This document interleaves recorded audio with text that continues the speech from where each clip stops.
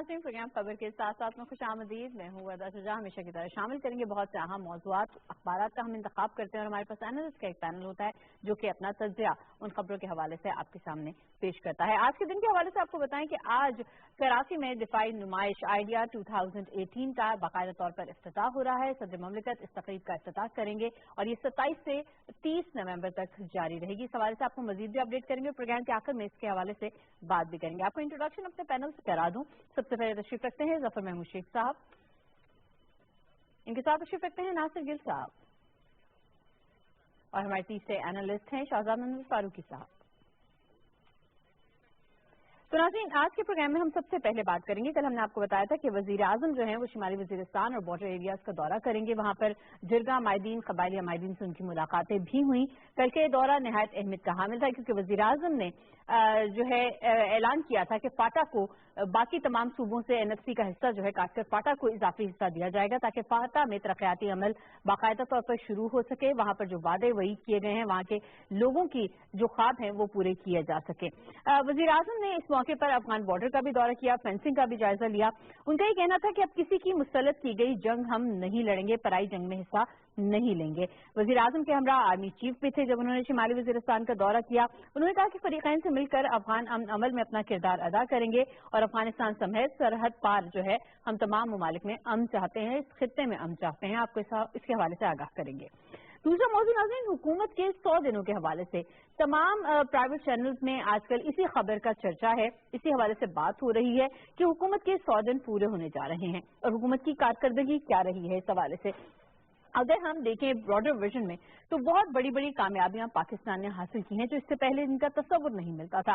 पाकिस्तान में आज वो सब कुछ हो रहा है जो इससे पहले नहीं हुआ करता था। गरीब आदमी की दादरसी हो रही है, इंक्रोचमेंट के हवाले से बड़े ऑपरेशन किए जा रहे हैं। अमेरिका से हम आंखों में आंखें डालकर बात कर रहे हैं और अगर हम भारत के साथ ताल्लुकात की बात करें तो करतारपुर सरहद जो है ये भी एक बहुत बड़ी अचीवमेंट है जो कि मौजूदा हुकूमत के हिस्से में आती है। तो हुकूमत की 100 रोजा कारकर्दगी का जायजा लेंगे।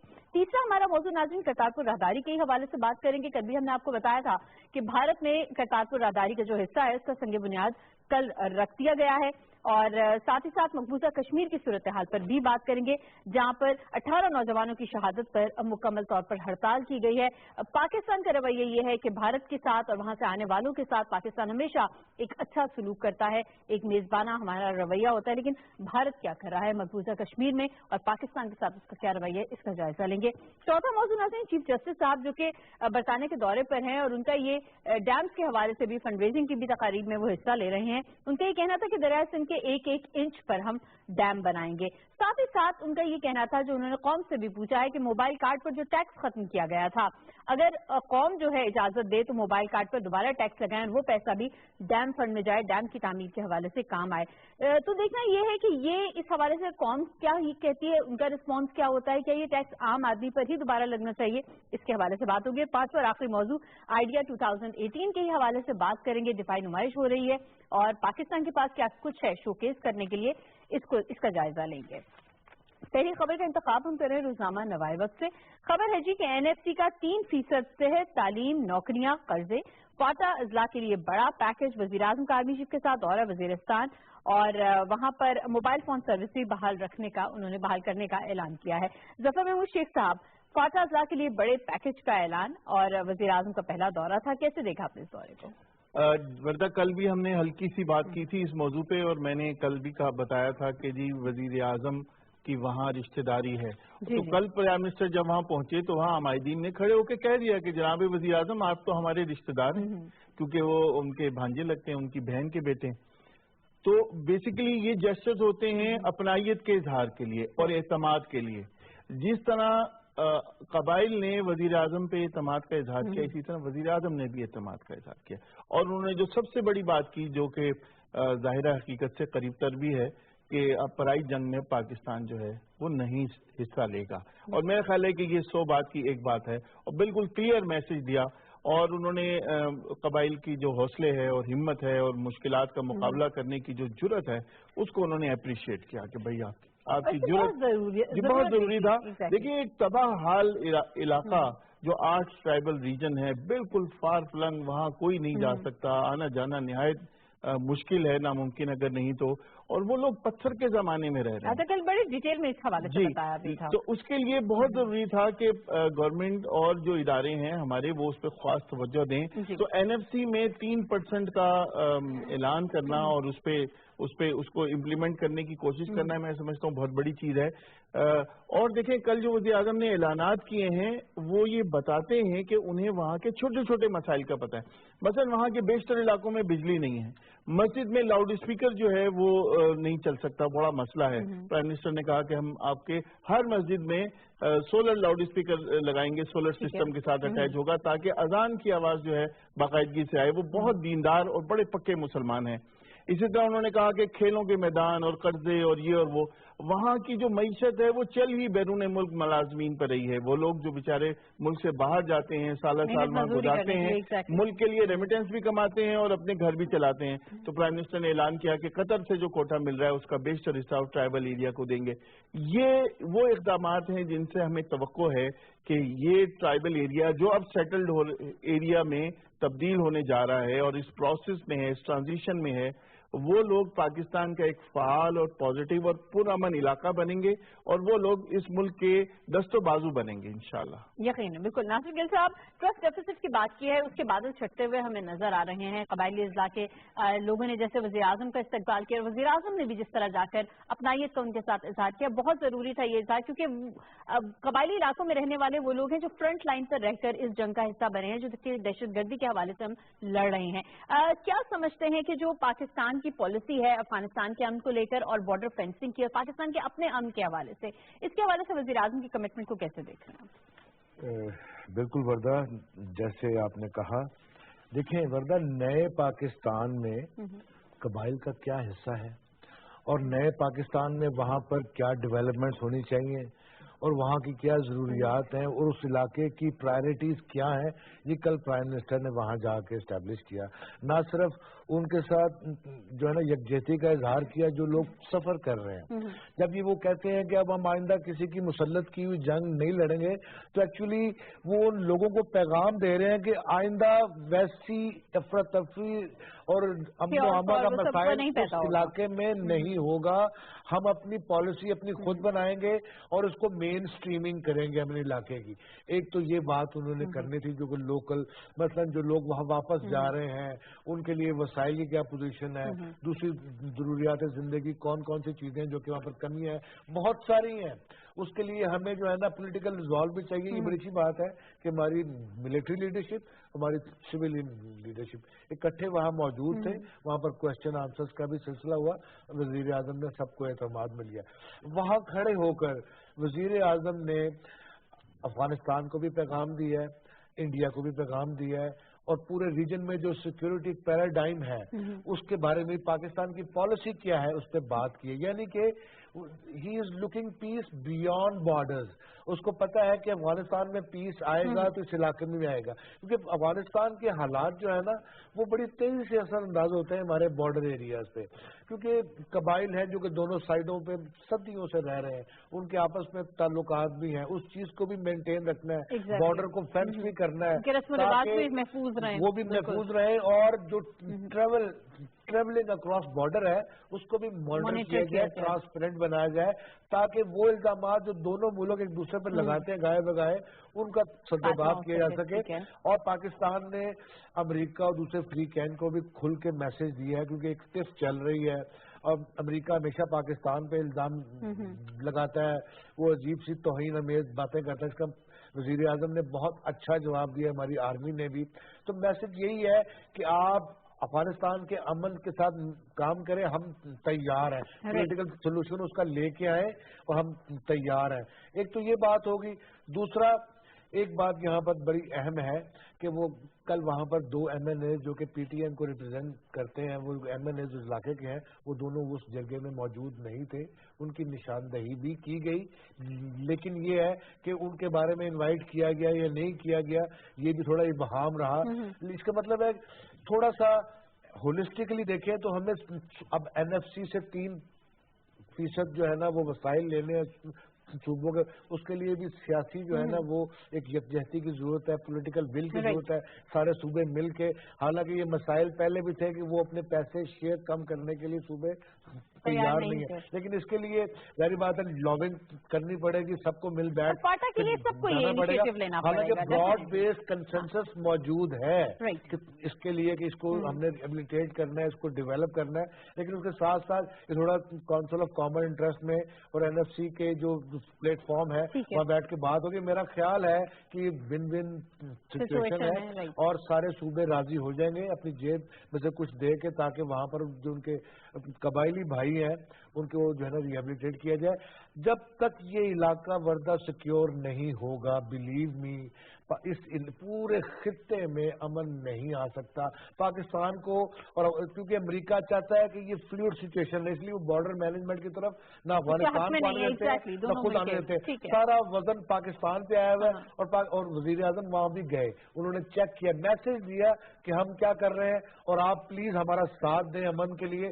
سامنے پاکستان امن چاہتا ہے, بڑا براڈ میسج دیا ہے. اگر اب بھی ان کی باتوں میں ان کے ذہن میں یہ بات نہیں آئے گی تو کیجویلٹیز کیا ہوگی, کون ہارے گا کون جیتے گا, جنگ سے کسی کا فائدہ نہیں ہے. مل بیٹھنے سے ہی عمل تلاش کرنا. رمضان ملک مل کی ترقی کرے, پاکستان کا تو یہی ایک میسج ہے. شہزاد عمر فاروقی صاحب, فاٹا میں امن کے حوالے سے, قبائلی علاقوں میں امن و امان کے قیام کے حوالے سے آرمی چیف کا اور ہماری افواج پاکستان کا ایک بڑا کردار ہے, بہت بڑا کریڈٹ ان کو جاتا ہے کہ وہاں پر دوبارہ سے آباد کاری کا ایک سلسلہ شروع ہوا ہے.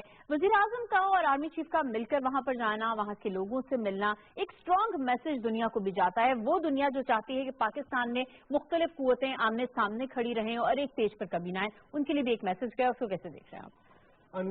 درود و سلام نبی آخر الزمان محمد مصطفیٰ صلی اللہ علیہ وآلہ وسلم اور ان کی آل پر. اچھا بردا, یہ آپ نے بڑا زبردست پوائنٹ اٹھایا, کیونکہ وزیر اعظم نے بھی اپنی تقریر میں اس کا ایک اشارہ دیا کہ پاکستان کی افواج نے دہشت گردی کے خلاف جنگ میں جو کامیابیاں حاصل کی ہیں اس کی کوئی دوسری مثال نہیں ملتی.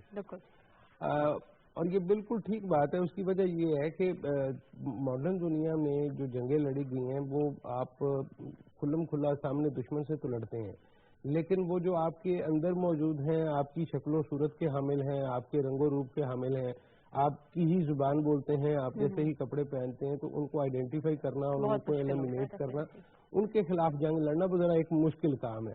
اس کی ماڈرن دنیا میں کوئی خاص مثال نہیں ملتی. آپ دیکھیے کہ سوائے یہ سری لنکا میں, اور وہاں پہ بھی افواج پاکستان کا ایک بڑا اہم کردار تھا, جن کی مدد کی وجہ سے سری لنکا نے اپنے باغیوں پر جو ہے وہ قابو پایا, وغیرہ ان کے لیے بھی بہت مشکل ہو رہی تھی.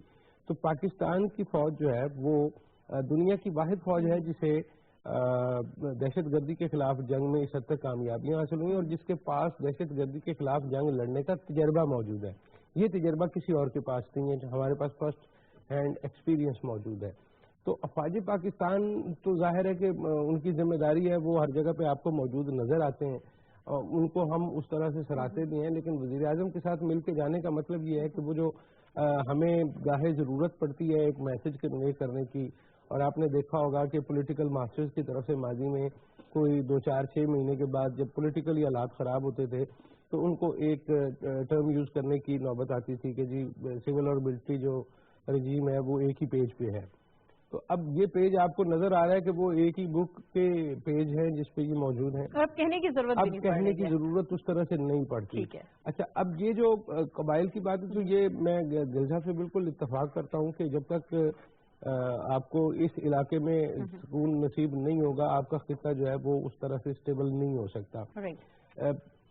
امن کے لیے ضروری ہے کہ لوگوں کا اسٹیک سسٹم کے ساتھ منسلک ہو.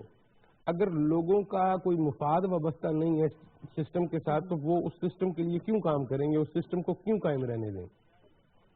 قبائلی علاقے کی معذرت کے ساتھ بدقسمتی یہ رہی کہ پچھلے 70 سالوں میں وہاں پہ کوئی اس طرح کی کوئی چیز دیکھنے میں نہیں آئی. حالانکہ ہم نے قبائل کو ہمیشہ اپنا وہ جو فرسٹ لائن آف ڈیفینس ہم ان کو کہتے رہے ہیں, اور جو 48 میں جو آپ کی پہلی کشمیر کے حوالے سے جتنا کشمیر آپ کے پاس ہے اس کے حوالے سے بھی قبائلیوں کا کردار آپ کے سامنے ہے. لیکن ہم نے کبھی بھی قبائلی علاقوں میں اس طرح سے تعمیر و ترقی کی کوئی سنجیدہ ایفرٹ نہیں کی کہ جس سے لگے کہ ہم ان کو ساتھ لے کر چلنا چاہتے ہیں, ان کو برابر کا اسٹیک ہولڈر سمجھتے ہیں. نہ ان کے پاس سڑکیں ہیں, نہ ان کے پاس ہاسپٹل ہے, نہ پینے کے پانی ہے, بجلی تک نہیں ہے. تو یہ وہ بنیادی چیزیں ہیں کہ جن کے بغیر آگے نہیں بڑھا جا سکتا. اور سب سے اہم بات یہ ہے کہ وہاں پہ آپ کو تعلیم کا ایک اہم ایک مرکزی نظام جو ہے وہ قائم کرنا ہے چونکہ تعلیم سے دوری جو ہے وہ آپ کو ایسی دیگر خرافات کی طرف لے کے جاتی ہے جو آپ کے لیے دہشت گردی جیسے عذاب لے کے آتی ہے. تو آپ کو اس خطے میں لوگوں کو سٹیک ہولڈر بنانا ہے, ان کو اس زندگی کا حصہ دینا ہے جو میں اور آپ یہاں اسلام آباد میں گزار رہے ہیں, لاہور میں گزار رہے ہیں, کراچی میں گزار رہے ہیں. قبائلی بھی ہمارے جیسے ہی پاکستانی ہیں اور ہم سے بڑھ کر پاکستانی ہیں, اور ان کو بدقسمتی سے ہم نے ان کو وہ شیئر نہیں دیا آج تک. ہم صرف باتیں کرتے رہے. ہم بلوچستان کی محرومی کی بات کرتے ہیں, ہم ساؤتھ پنجاب کی محرومی کی بات کرتے ہیں, یہ جو قبائلی علاقے ہیں, لیکن پریکٹیکلی ہم کام نہیں کرتے, ہم صرف باتیں کرتے ہیں. تو مجھے اب یہ جس طرح سے ابھی ظفر محمود شیخ صاحب نے ابتدائیے میں کہا کہ ان کی رشتہ داری ہے, تو میں امید کرتا ہوں کہ اب ہم ان باتوں سے آگے بڑھیں گے اور قبائلیوں کے لیے سیریسلی اپنے دل سے بھی کوئی ایفرٹ کریں گے, تاکہ جب خدا نخواستہ ہمیں مستقبل میں کسی مشکل وقت کا سامنا ہو تو یہ قبائلی ہمیشہ کی طرح ہم سے آگے نظر آئیں, وہ ہمیشہ کی طرح ہم سے آگے کھڑے ہوئے نظر آئیں. اور قبائلیوں کی بڑی قربانیاں ہیں پاکستان میں امن و امان کے قیام کے حوالے سے, جس طرح سے وہاں پر لوگوں نے اپنے گھر باروں کی قربانیاں دی ہیں, اپنے کاروبار کی قربانیاں دی ہیں, سب کو چھوڑ چھاڑ کر وہ ان علاقوں سے آ گئے جب ان سے اپیل کی گئی. اور آج جب ان کی آبادکاری کا وقت آیا ہے تو ملک کے دیگر صوبوں کو چاہیے, دیگر قوتوں کو چاہیے کہ سب مل کر ان کی آبادکاری کے لیے اپنا ایک بڑا کردار ادا کریں, اپنے حصے میں سے بھی کچھ دینا پڑے تو ان کو دیں, اور وہاں پر اسی طریقے سے ترقی ہو جیسے کہ اسلام آباد میں کسی شہری کے لیے ہوتی ہے, لاہور میں ہوتی ہے, کراچی میں ہوتی ہے, کسی بھی بڑے شہر میں ہوتی ہے. تو وزیر اعظم کا یہ دورہ نہایت اہمیت کا حامل ہے. انہوں نے وہاں پر یونیورسٹیز کے قیام کی بات کی ہے, کیڈٹ کالج بنیں گے, وہاں پر ایف سی کا کوٹا جو ہے دگنا کیا جائے گا ریکروٹمنٹ کے حوالے سے. تو بڑی بڑی اچھی خبریں ہیں جو کہ ہم نے آپ کو کہا تھا کہ یقیناً بہت اچھی خبریں آئیں گی, تو اچھی خبریں آ چکی ہیں, اور پاٹا کے عوام کی بھی نظریں جمی ہوئی ہیں کہ کب پریکٹیکل امپلیمنٹیشن ہوتی ہے ان وعدوں کی, ان تمام منصوبوں کی. ناظرین یہاں پر لیں گے بریک سے واپس آئیں گے اور بات کریں گے تحریک انصاف کی حکومت کی 100 روزہ کارکردگی کے حوالے سے.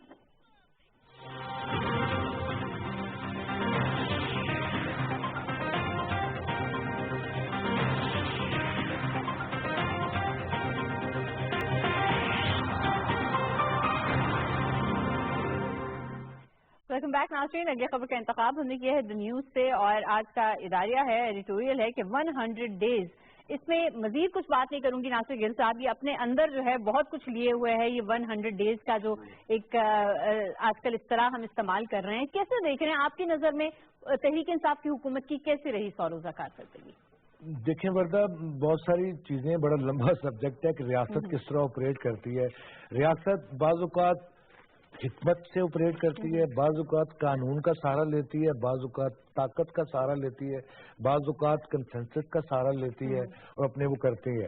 اور ضروری نہیں ہے کہ وہ اٹھا کر کے وہ مارتی طریقوں سے کرنا ہوتا ہے چیز کو. باقی جو دوسری باتیں ہیں 100 دنوں میں انالائز کرنا, جو مسائل تھے گورنمنٹ کے چلتے آ رہے تھے ان کو ایڈریس کر کے ان کو ریفریش کر کے ان کورس کرنا, یہ ایک ہرکولین ٹاسک ہے جو کہ اس کے لیے کچھ ٹائم لگے گا. اب آتے ہیں مسئلہ سوال پہ. کسی بھی ریاست کے جو ہمارا خطہ جس میں پاکستان ہے اس میں 3 ڈائمینشنز بہت اہم ہیں اور تینوں انٹرلنکڈ ہیں, your security, your economy and foreign policy. اب باری باری اگر ہم تینوں محاذ پہ دیکھیں تو فارن پالیسی میں آپ دیکھیں کہ جس طرح وزیر اعظم نے امریکی دھمکی کا بیان دیا ہے, جواب دیا ہے, میرا خیال ہے پاکستان کی ہسٹری میں یہ انپریسیڈنٹڈ ہے. ہمارے الیکٹڈ پرائم منسٹر جو ہے نا, انہوں نے کبھی اس طرح سامنے آ کر ایک پاورفل جو ایک جو طاقتور نیشن ہے جو کہ اب امپوزنگ کریکٹر ہے امریکہ کا, تو اس کو جس طرح ہولڈ کرنا وہ ایک بڑا ایک قابل ستائش عمل ہے. اور وہ ایویلویٹ کر رہے ہیں عمران خان کو کہ عمران خان کی پرسنالٹی کیا ہے, اس کی بیک گراؤنڈ کیا ہے, یہ کیسے اس کا ریئیکٹ کرنا ہے. ایک بات تو یہ ہوگی. دوسری بات آپ دیکھیں آپ کے جو سٹالڈ ریلیشنز تھے یو اے ای اور سعودی عرب کے ساتھ, وہ ان میں ایک نئی جان آئی ہے, بلکہ نہ صرف جان آئی ہے بلکہ کمٹمنٹس ہوئی ہیں اور کچھ ٹارگٹس بھی سیٹ ہوئے ہیں. اس کے بعد آپ دیکھیں ملائیشیا جیسا ملک, مہاتیر محمد تو کسی کو اپنے کمرے سے باہر آ کے نہیں ملتا, وہ ایک میورک ہے, وہ اپنی باتیں اپنے انداز سے کرتا ہے. وہ اس میں چائنیز ہال آف پیپل میں جا کے, بیجنگ میں جا کے انہوں نے چائنا پہ اتنی تنقید کی کہ وہ سننے سے تعلق رکھتی ہے کہ انہوں نے کہا کہ یہ کیا دیوانہ آدمی جو کہ آگے, اس کے ساتھ میچ کیا اور جیو پولیٹیکل میں اپنی باتیں کی. ایک تو فورن پالیسی میں پاکستان نے یہ چیزیں کی ہیں جس میں ایک لاسٹ انیشیٹو جو کرتارپور کا جو راہداری ہے اس کو بھی آپ اس میں کاؤنٹ کر لیں.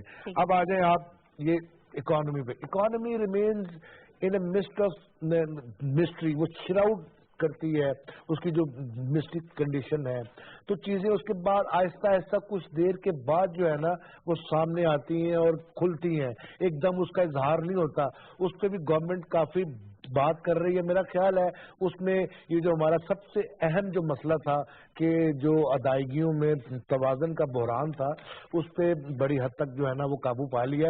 لیکن یہ شارٹ لیوڈ ہوگا, یہ ابھی آگے یہ لانگ ٹرم پلاننگ ہمیں کرنی پڑے گی, کیونکہ کچھ دیر کے بعد یہی معاملات دوبارہ اسی طرح سر اٹھائیں گے. دوسرے میں آپ سیکیورٹی کی بات, میں اخیری بات کروں گا, بہت اہم ہے. میں نے پہلے بات کی تھی, حکومت کبھی حکمت سے کام لیتی ہے, کبھی قانون سے کام لیتی ہے اور کبھی طاقت سے. ابھی یہ جو ایل ٹی پی کے خلاف جو پہلے جو بات چل رہی تھی کہ انہوں نے ایک دھرنا دیا اور پوری ریاست کو انہوں نے جرگمال بنا لیا, حکومت نے بڑی سوئفٹلی اسمارٹلی موو کرتے ہوئے انہوں نے جو اپنا پلان آگے بنایا تھا, حکومت نے سب کو جو ہے نا وہ پکڑا ہے. بعضوں کو ایم پی او کے تحت پکڑا ہے, بعضوں کے خلاف مقدمات کیے ہیں, بعضوں کو پروٹیکٹو کسٹڈی میں لیا ہے. اور میرا خیال ہے بڑی اور وہ آن کورس رکھا ہے. آگے کے معاملات کس طرح چلیں گے, میرا خیال ہے کہ حکومت کی زیادہ جو ہے نا کامیابیاں ہیں. کچھ جو ہے نا وہ ابھی انسرٹینٹی اور غیر یقینی کی صورتحال ہے جو کہ بادل, کیونکہ ابھی those things are shrouded in mist, وہ تھوڑی دیر کے بعد سیٹل ہوگی اور چیزیں. نہ تجربہ کار حکومت تھی اور مخالفین کی, ناقدین کی نظریں بہت زیادہ لگی ہوئی. آج کل بھی ہم جو بھی اخبار اٹھا کے دیکھ رہے ہیں تو حکومت کی 100 روزہ کارکردگی کے حوالے سے کچھ نہ کچھ بیانات مختلف اپوزیشن لیڈرز کے چھپے ہوتے ہیں, یا اخبار نے اپنی جانب سے بھی بہت کچھ لکھا ہوتا ہے.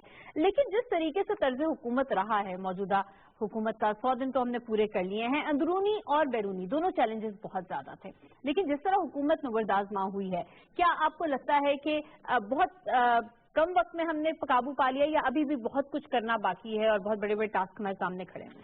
اچھا ورنہ یہ ڈسکشن بہت لمبی ہو سکتی ہے جیسے گل صاحب نے کہا, لیکن گل صاحب نے اپنے ابتدائیے میں فرمایا کہ ریاست جو ہے وہ اپنے افعال سر انجام دینے کے لیے کبھی حکمت سے کام لیتی ہے, کبھی قانون سے کام لیتی ہے اور کبھی طاقت سے کام لیتی ہے. ہماری بدقسمتی یہ رہی کہ پچھلے 70-72 سال میں ہماری ریاست نے یہ جو تینوں طریقہ کار تھے یہ آزمائے ضرور, لیکن یہ تینوں طریقہ کار صرف اپنے ایک خاص مقتدر طبقے کی مفادات کی تکمیل کے لیے ہم نے ان کو استعمال کیا. ہم نے حکمت بھی اپنے لیے ہی استعمال کی, ہم نے قانون کو بھی اپنے لیے توڑا مروڑا, اور ہم نے طاقت بھی اپنے لیے حاصل کی.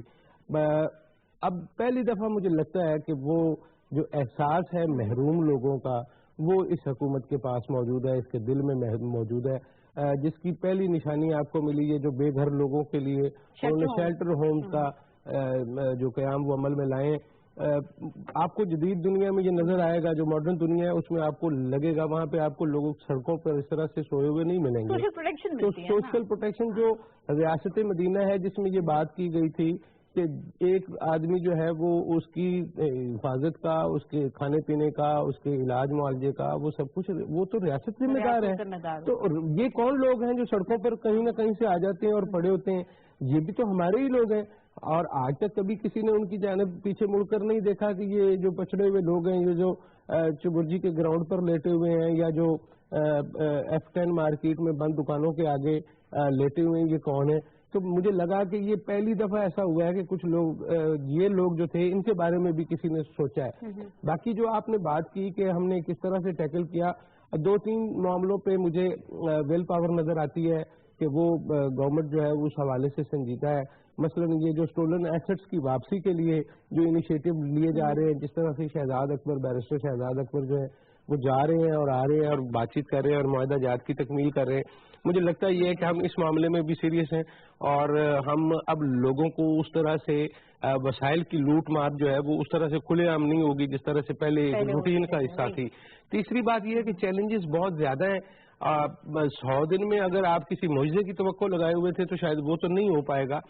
100 دن میں آپ صرف یہ جج کر سکتے ہیں کہ ان کی پیسے کھانے کی کتنی نیت ہے اور پیسہ بچانے کی اور لوگوں کی فلاح و بہبود پر خرچ کرنے کی کتنی نیت ہے. تو وہ میرا خیال ہے آپ کو نظر آ رہی ہوگی. لیکن ایک چیز میں ضرور کہوں گا جو آپ نے اپنے ابتدائیے میں کہا تھا کہ چونکہ یہ نئی حکومت ہے تو غلطیاں ہوں گی اور ہم ان غلطیوں پر گرفت بھی کرتے رہیں گے بطور میڈیا, بطور واچ ڈاگ, لیکن ہمیں تھوڑی سی لینینسی سے بھی کام لینا ہوگا. یہ بڑی خوش آئند بات ہے کہ آپ کے پاس ایک تیسری سیاسی جماعت سامنے آئی ہے منظر پہ, اور جتنے زیادہ اسٹیک ہولڈر ہوں گے آپ کی جمہوریت کے حوالے سے, آپ کے سسٹم کے حوالے سے, وہ آپ کی سسٹم کی حفاظت کے ذمہ دار ہوں گے. اب آپ نے پاکستان تحریک انصاف کو بھی سسٹم کا ایک حصے دار بنا دیا ہے, تو اب پہلے اگر پاکستان پیپلز پارٹی اور مسلم لیگ نون تھے, تو اب آپ کو ایک تیسرا اسٹیک ہولڈر بھی نظر آ رہا ہے جو جمہوریت کو چلتے رہنے کی ایک اضافی ضمانت ہوگا. بالکل صحیح ہو گیا. ظفر محمود شیخ صاحب, چیلنجز بھی بہت ہیں اور ایکسپیکٹیشنز بھی بہت زیادہ ہیں موجودہ حکومت کے ساتھ, ایک تیسری قوت کے طور پر سامنے آئے ہیں. آپ کو کیا لگتا ہے کہ 100 روز کیا اہمیت رکھتے ہیں جہاں پر 5 سالہ ایک مدت ہوتی ہے حکومت کی اور حکومت کو پرفارم کرنے کا موقع ملتا ہے, ایسے میں 100 روز کیا ہم کچھ زیادہ ہی جلد بازی سے کام نہیں لے رہے؟ یقیناً ہم جلد بازی سے کام لے رہے ہیں, ورنہ اس ایشو پہ تو میں دل چاہتا ہے کہ سارا دن میں پی ٹی وی پہ بیٹھا رہوں اور بولتا رہوں اور قوم کو بتاتا رہوں کہ کہاں کہاں ہم نے قوم کو دھوکہ دینے کی کوشش کی ہے, ایک ہم نے ایلیوژن کریٹ کیا ہے, ایک سراب ہم نے بنانے کی کوشش کی ہے لوگوں نے. دیکھیں اس وقت پاکستان کی جو واحد اپوزیشن پارٹی ہے وہ میڈیا ہے, اور اس باقی اپوزیشن پارٹی تو جو مال کھایا تھا نا اس کو بچانے کے لیے اور اپنی گردنیں بچانے کی تگودو میں مصروف ہیں. اس وقت اپوزیشن صرف میڈیا ہے, مائک لے کے جا رہے ہیں گلی گلی محلے محلے لوگوں سے پوچھ رہے ہیں کہ کیا ہوا, اور ایک ایسا ماحول کریٹ کرنے کی کوشش کر رہے ہیں جو کہ نہایت تکلیف دہ ہے.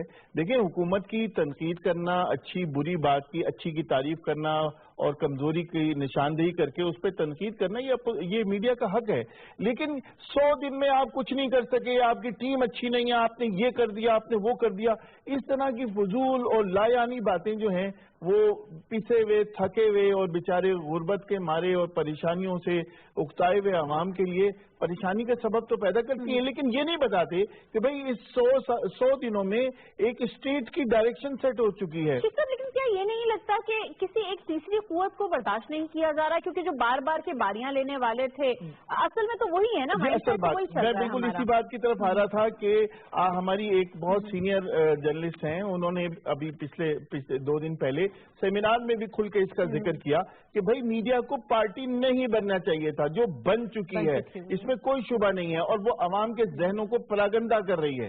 اچھا اس میں ہو کیا رہا ہے؟ ہو یہ رہا ہے کہ ایک جانب تو اسٹیٹ کی ڈائریکشن سیٹ ہو رہی ہے, بہت سارے وہ کام جو کبھی نہیں ہونے چاہیے تھے وہ ہونا شروع ہوئے, لیکن کمزوریاں بھی ہیں, ان کمزوریوں کو آپ ہائی لائٹ کریں. پارٹی کیوں بنتے ہیں؟ کیا کوئی بڑا اسکینڈل سامنے آیا؟ نہیں آیا. آپ ڈھونڈیں آپ کی انویسٹیگیشن کہاں گئی. آپ جناب منہ کے الفاظ جو ہے وہ چھیننے کی کوشش کرتے ہیں, آپ منہ کا فمبل جو ہے اس کو آپ ایشو بنانے کی کوشش کرتے ہیں. اچھا میں بتاؤں وردہ, جو سب سے بڑی کامیابی ہے وہ یہ ہے کہ قانون کی حکمرانی کی جانب ہم نے سفر کا آغاز کر دیا ہے, اور اس قانون کی حکمرانی میں حکمرانوں نے اور اسٹیٹ نے اور وزراء نے اور پوری ریاست نے اپنے آپ کو خود احتساب کے لیے پیش کیا ہے.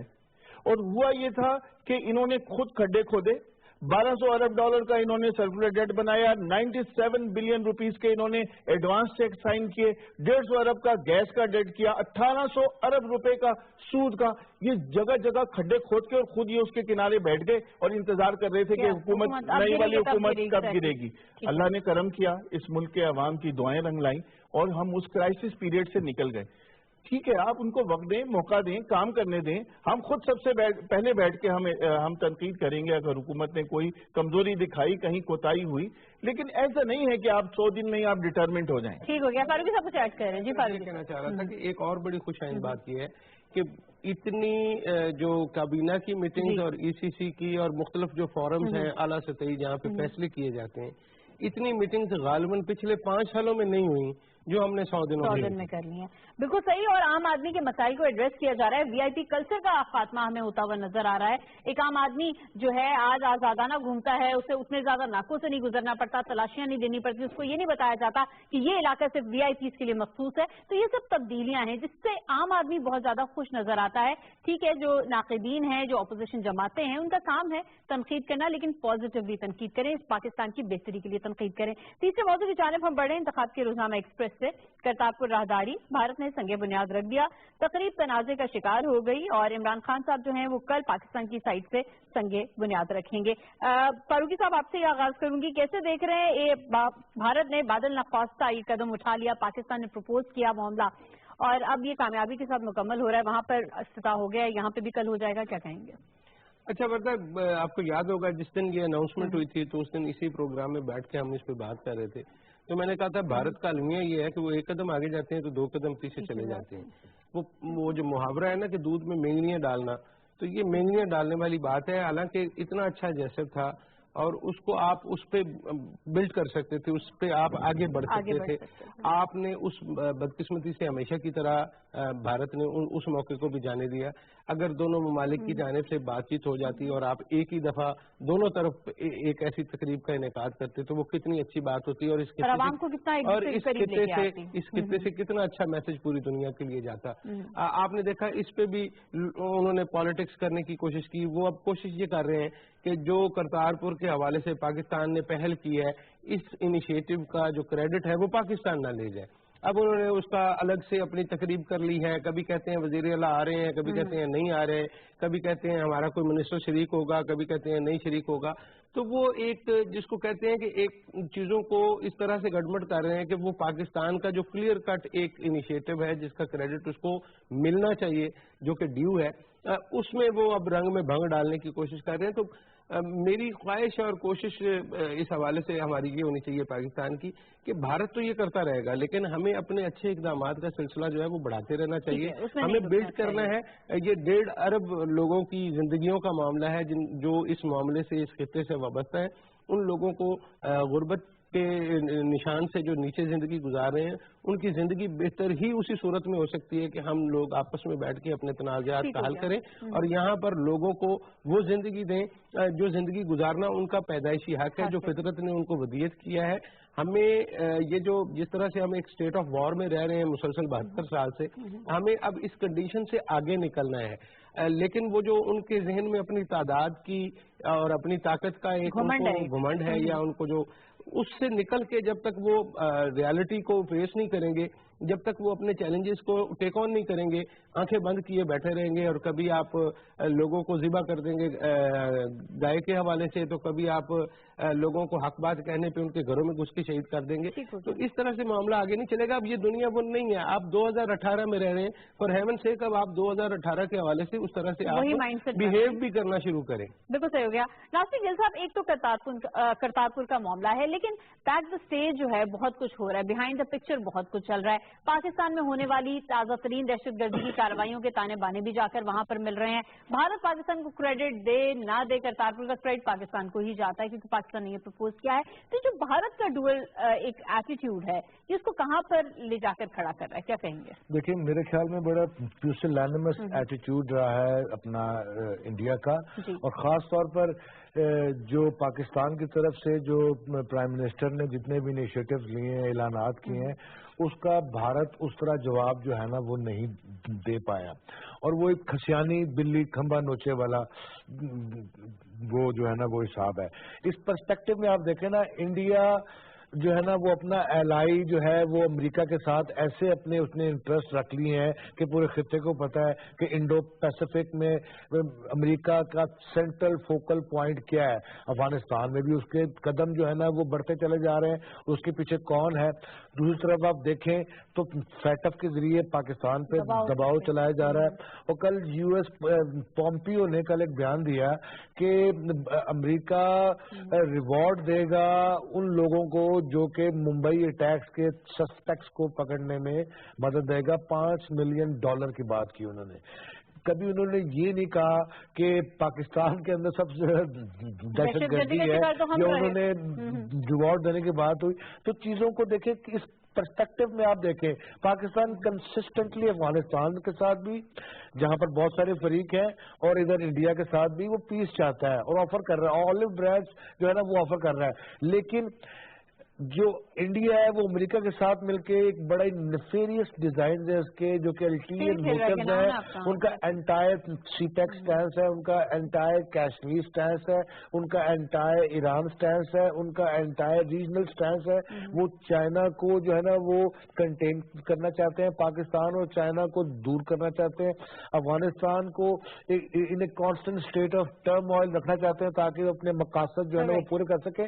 اب دیکھیں نا, سیکورٹی کونسل کی میں ریزولوشن دیکھا تھا کہ جناب یہ جو دہشت گردی کا واقعہ کراچی میں ہوا ہے تو ہم مذمت کرتے ہیں اور سارے ملک مل کے جو ہے نا وہ یہ بغض معاویہ میں ہے. مجھے تو یہ لگتا ہے کہ وہ پاکستان کے اس ایشو کو فور فرنٹ پر لا کے اسٹیبلش وہی کرنا چاہتے ہیں جو کہ انڈیا کر رہا ہے کہ ٹیررزم کا فوکس ریجن میں کون ہے اور پاکستان ہے. پاکستان کو ان چیزوں سے نکلنا پڑے گا. راہداری کا بہت اچھا انیشیٹو لے, لیکن انڈیا دیکھتے ہیں کہ پولیٹیکل ول اس کی کتنی ہے. الیکشنز جا رہے ہیں, پنجاب میں اس کا جو ہے نا بیس نہیں تھا, وہ لوز کر گئی تھی بی جے پی. اگلے الیکشنز کیسے ہوں گے؟ اور کشمیر میں آپ دیکھیں کل ہڑتال تھی. ایک طرف راہداری کشمیر کے حوالے سے بات کرتی ہوں. ظفر محمود شیخ صاحب, جہاں پر سکھوں کو ایک ان کی دیرینہ خواہش پوری کر دی بھارت نے, چاہے اسے ہم پولیٹیکل سٹنٹ کہیں یا جو بھی, لیکن اب باقی اقلیتیں بھی جو بھارت میں مقیم ہیں وہ اپنا حق مانگ رہی ہیں. ان کی بھی ایکسپیکٹیشنز بڑھ گئی ہیں کہ ان کو بھی ان کا حق ملے گا. اور سر فہرست ان میں کشمیر ہے اور کشمیری عوام ہے, لیکن وہاں پر خون کی ہولی کھیلی جا رہی ہے. 18 نوجوانوں کو شہید کر دیا گیا ہے. کس طرح سے دیکھ رہے ہیں آپ؟ کیا بھارت کے اوپر اندرونی طور پر بھی دباؤ میں اضافہ ہو رہا ہے؟ دیکھیں, بھارت تو اس وقت کوئی عقل کی بات سننے کو تیار نہیں ہے. اس کو ہر چیز ہری ہری نظر آ رہی ہے جب سے امریکہ نے اس کو علاقے کا غنڈہ بننے کے لیے مکمل شے دے دی ہے. اور میں بار بار یہاں کہتا رہتا ہوں کہ مجھے خدشہ ہے کہ امریکہ اس علاقے کے غنڈے کو استعمال کر کے کسی بھی حد تک جا سکتا ہے. وہ کسی بھی حد تک جا سکتا ہے. اگر کرتارپور انہوں نے کھولا ہے تو انہوں نے اپنی مجبوری کو کھولا ہے, کیونکہ پاکستان آلریڈی یہ کام کر چکا تھا. ہم نے آفر دے دی تھی, سکھوں نے ایکسیپٹ کر لیا تھا, اور پھر سکھوں نے اس پہ وہ طوفان کھڑا کرنا تھا کہ الیکشن سے پہلے مودی گورنمنٹ جو ہے وہ افورڈ نہیں کر سکتی, اس لیے انہوں نے مجبوراً یہ کیا. اور اگر امریکہ جو ہے وہ آج ہندوستان کو آگے کر رہا ہے, کل انہوں نے $5 ملین کا اعلان کیا کہ بامبے حملوں کا. بھائی وہ تو پاکستان میں ایک نہیں درجنوں نہیں سینکڑوں شکیل آفریدی تلاش کر رہے ہیں. انہیں تو چاہیے کہ یہاں اور اس جیسے لوگ ملیں جو پاکستان کے خلاف ان کی مدد کر سکیں. پاکستان الحمدللہ اپنی جگہ کھڑا ہوا ہے, لیکن پاکستان کشمیر کے مسلمانوں کی ہر طرح کی سپورٹ پہ سے ایک قدم بھی پیچھے نہیں ہٹے گا. اور کشمیر اس وقت ہندوستان کے ہاتھ سے نکل چکا ہے, یہ میں بتا دوں وردہ آپ کو. اس میں کسی کو شبہ نہیں رہنا چاہیے, اور اس سے بچنے کے لیے وہ ادھر ادھر کے مختلف جو ہے وہ چیزیں کریٹ کرتا رہتا ہے. کبھی پاکستان میں دہشت گردی کرا رہا ہے, کبھی بارڈر کے ہاتھ سے نکل چکا ہے مکمل طور پر کشمیر. ٹھیک ہے, بالکل صحیح. اور اندرونی طور پر یقیناً دباؤ میں بہت زیادہ اضافہ ہو گیا ہے, اور بھارت کو کشمیریوں کی بھی سننا ہوگی. ان کے بھی برسا برس کے تعلقات ہیں یہاں پر, وہ بھی آنا چاہتے ہیں, اسی طرح آزادانہ جو ہے اپنی زندگیاں گزارنا چاہتے ہیں. چوتھا موضوع پروگرام میں شامل کریں گے انتخاب کے روزنامہ دنیا سے. قوم نے اجازت دی تو ڈیمز کے لیے موبائل کارڈ پر دوبارہ ٹیکس لگائیں گے, کہنا ہے چیف جسٹس صاحب کا. انہوں نے کہا کہ میری تجویز پر قوم اپنی رائے دے, 40 سال سے ڈیمز نہیں بنے ہیں. ناصر گل صاحب, چیف جسٹس کہتے ہیں مجرمانہ غفلت نہیں ہے, تو اور کیا ہے, کیا کہیں گے؟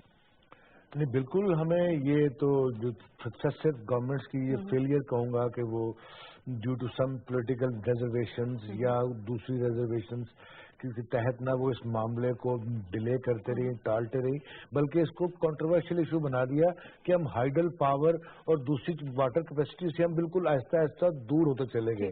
اور اب ایک دم یہ چیف جسٹس اور موجودہ قیادت جو ہے اس کے سہ رہ جاتا ہے کہ انہوں نے اس چیز کو بیک برنر سے نکال کے اس کو بالکل فور فرنٹ پہ لے کے آئے. اچھا, اس کا ڈوئل پرپز ہے. دیکھیں وردہ, ایک تو چلے ڈیم کے لیے ہمیں فنڈ چاہیے, دوسرا جو انٹینشنز مجھے اپنے سیاسی لیڈرز کی, خاص طور پرائم منسٹر کی نظر آ رہی ہے اور چیف جسٹس کی, محل ہے ان کی آپس میں ہم آہنگی ہے. نیشن بلڈنگ کا کانسیپٹ اس کے ساتھ جڑا ہوا ہے. اگر پوری قوم یہ متاثر اس سے ہو جاتی ہے اور پوری قوم ایک صف میں کھڑی ہو جائے تو میرے خیال میں ہمیں بہت فائدہ ہے. ہم ایک مستقل اپنا یکساں مرکز قائم کر سکتے ہیں, پوری قوم ایک مرکز کو دیکھ سکتی ہے, ایک لیڈر ہو سکتا ہے, اور ہم اپنے جو مسائل ہیں جس میں ہم گرے ہوئے, وردہ united we win, divided we lose. ہمارا پاکستان اس کراس نئی نسل کو بچانے کی یہ تمام کوشش. اب یہ چیف جسٹس کی یہ بات ہے کہ اب یہ تحریک بن چکی, جو جملہ مجھے اٹیکٹ کیا کہ فنڈ ریزنگ کی کیمپین ایک تحریک بن چکی ہے. اس کا مقصد کیا ہوگا کہ ہر آدمی جو ہے نا وہ ایک کامن کاز کے لیے اگر آپس میں جڑ جائے گا تو nationalism is not else but surviving in groups, اور آپس میں کوآرڈینیشن چاہیے. تو اس ڈیم کو سامنے رکھ کر ہم بہت سارے اپنے جو معاشرے کی دوسرے موبائل کارڈ پہ دوبارہ ٹیکس لگانے کی بات کر رہے ہیں چیف جسٹس صاحب, کہہ رہے ہیں کہ قوم جو ہے وہ مجھے اپنی رائے دے کہ وہ کیا چاہتے ہیں. اس کو کیسے دیکھ رہے ہیں کہ آپ کو نہیں لگتا ایک عام آدمی پر بوجھ دوبارہ سے پڑ جائے گا جس سے وہ کچھ دن کے لیے بچ گیا تھا؟ نہیں دیکھیں, بوجھ تو پڑے گا, اس میں تو کوئی شبہ نہیں ہے، لیکن اتنا نہیں پڑے گا جتنا فائدہ ہوگا. فائدے اور بوجھ کا اگر آپ موازنہ کریں، بیلنس شیٹ بنائیں تو فائدہ زیادہ ہی ہے. میں اس چیز کے حق میں ہوں. بدقسمتی سے ڈائریکٹ ٹیکسز تو نہیں ہونے چاہیے تھے، لیکن ریالٹی یہ ہے کہ پاکستان کا جو ٹیکس سسٹم ہے اس میں آپ کے پاس ڈائریکٹ ٹیکسز لگانے کے علاوہ کوئی چارہ نہیں ہے، کیونکہ آج تک کبھی کسی گورنمنٹ نے اس ٹیکس سسٹم کو، ٹیکس بیس کو براڈ بیس کرنے کی کوشش ہی نہیں کی. تو ہم انتہا انتظار نہیں کر سکتے، ہمارے پاس اتنا وقت نہیں ہے. چنانچہ desperate Times need desperate measures. تو اگر یہ ڈیسپریٹ میجرز ہے اور ولفل ہے تو میرا خیال ہے کہ عوام کو اس پہ ساتھ کرنا چاہیے، کیونکہ ویسے بھی تو لوگ ٹیکس دے ہی رہے ہیں، بہت ساری چیزوں پہ غیر ضروری ٹیکس بھی دے رہے ہیں. تو اگر اچھے کاز کے لیے وہ کچھ عرصے تک اضافی ٹیکس دیتے ہیں اور وہ بھی موبائل میں، تو میرا خیال ہے کوئی زیادہ فرق نہیں پڑتا. یہ کرنا چاہیے. 36 ارب روپے اس قوم کے لیے لائف لائن کی حیثیت. اگر لوگوں کو یہ پتہ لگ جائے، اونرشپ لے لیں کہ جو ہم ٹیکس دے رہے ہیں یہ ملکی مفاد میں ہے، نہ صرف ملکی مفاد میں ہے بلکہ ہمارے مفاد میں ہے، تو ورنہ لوگ سامنے آ کے ٹیکس دیں گے. اصل میں یہ ڈیفیسٹ آف ٹرسٹ ہے. لوگ چیریٹی بھی گورنمنٹ کے ہاتھ میں نہیں دیتے، لوگ ایسی باتیں بھی نہیں کرتے. چیف جسٹس یو کے میں موجود ہیں، فنڈ ریزنگ کر رہے ہیں اور وہ کہہ رہے ہیں کہ ہم انڈس کے بھی انچ کے اوپر ڈیم بنائیں گے. کس طرح سے دیکھ رہے ہیں ان کی کمٹمنٹ ڈیمز کے حوالے سے؟ اچھا نہیں، یہ تو بڑی زبردست بات ہے کہ وہ ایک سے زیادہ ڈیم بنانے میں دلچسپی رکھتے ہیں. یہ جو آپ نے ابھی بات کی ٹیکسیشن کے حوالے سے ظفر محمود شیخ صاحب نے، تو وہ ان کا جو سارا ایمفسائز ہے وہ یہ ہے کہ بدقسمتی یہ ہے کہ ہمارے ہاں ڈائریکٹ ٹیکسیشن نہیں ہو رہی، جس کی وجہ سے ہمیں انڈائریکٹ ٹیکسیشن پر جانا پڑتا ہے. اب یہ جو موبائل کارڈز کی بات ہے، تو موبائل کارڈز کے حوالے سے میں یہ عرض کرتا چلوں کہ اصل مسئلہ اس پہ ٹیکس لینا نہیں تھا. لوگ دیتے رہے، کتنے سالوں سے ہم سب لوگ جو ہیں وہ ان کارڈز پہ وہ تو ٹیکس دے رہے تھے ہم.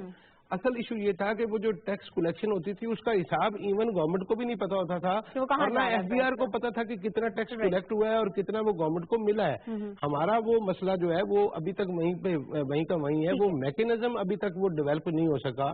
اگر وہ میکینزم ڈیولپ ہو جائے جس کے تحت آپ یہ اسیس کر سکیں کہ ٹوٹل جو ہے وہ کتنے لوگوں نے کتنے کارڈ کتنی مالیت کے جو ہے وہ لوڈ کیے ہیں اور اس کے بدولت کتنا ٹیکس کلیکٹ ہوا ہے، اور وہ ٹیکس جو ہے وہ باقاعدگی سے اگر حکومت پاکستان کے خزانے میں آ جائے، تو میرا خیال ہے اس سے پہلے بھی لوگوں کو کوئی زیادہ فرق نہیں پڑتا تھا. ہاں، اگر پہلے ہمارا اعتراض یہ تھا کہ جی اگر ہم 100 روپے کا کارڈ ڈلواتے ہیں تو اس میں غالباً 66 روپے آپ کو آتے تھے، تو وہ ذرا ریشو زیادہ ہو جاتی ہے.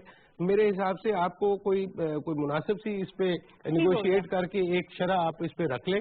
لیکن زیادہ اہمیت اس بات کی ہونی چاہیے کہ وہ حکومت پاکستان کو وہ ٹیکس مل بھی جائے. لیکن آخری بات یہ ہے کہ یہ جو انچ پہ آپ ڈیم بنانا چاہتے ہیں وہ شاید ممکن نہیں ہوگا.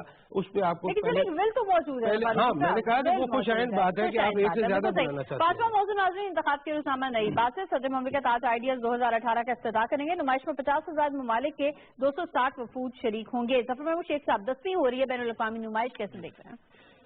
دیکھیں، مطلب پچھلے 70 سال میں جو پاکستان نے ترقی کی ہے، جو کامیابی حاصل کی ہے، اس میں جو ڈیفنس سسٹم ہے، اس میں جو ہماری انڈیجنس اپروچ ہے، جو ہماری انڈیجنس سکسیس ہے، وہ غیر معمولی ہے. اسی بنیاد پہ آج سے 10 سال پہلے یعنی 10 تو نہیں، خیر زیادہ ہو گئے، تقریباً یہ فیصلہ کیا گیا کہ پاکستان اپنی جو ڈیفنس کیپیبلٹیز ہیں اس کو شو کیس کرے، دنیا کے سامنے اسے پیش کرے اور بیچے. تو پہلی آئیڈیاز جو ہے وہ نہایت کامیاب ہوئی. اس کے بعد سے یہ 10ویں آئیڈیاز نمائش ہے. اور کل ہم جو چیزیں ہم دنیا کے سامنے پیش کرنے جا رہے ہیں اس میں JS-17 مشاق میزائل، ان سب چیزوں کو تو آپ یعنی سب کو پتہ ہی ہے کہ وہ کیا کیا ہے.